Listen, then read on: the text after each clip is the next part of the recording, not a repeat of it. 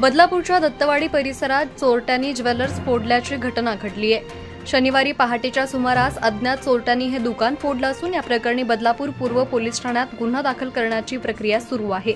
बदलापूरच्या दत्तवाडी परिसरातील मराठा ज्वेलर्स चोरट्यांनी फोडलंय। या दुकानाच्या बाहेरची ग्रिल तोडून शटर उचकटून चोरट्यांनी दुकानात प्रवेश केला आणि चोरी केली। यात नेमका किती मुद्देमाल चोरीला गेलाय याचा तपास सुरू आहे। या घटनेनंतर बदलापूर पूर्व पोलीस आणि फॉरेन्सिक टीमनं घटनास्थळी धाव घेत तपासाला सुरुवात केली आहे। दरम्यान दत्तवाडी परिसरात चोरी झाल्यानं व्यापाऱ्यांमध्ये भीतीचं वातावरण निर्माण झालं असून या प्रकरणी बदलापूर पूर्व पोलीस ठाण्यात गुन्हा दाखल करण्याची प्रक्रिया सुरू करण्यात आली आहे।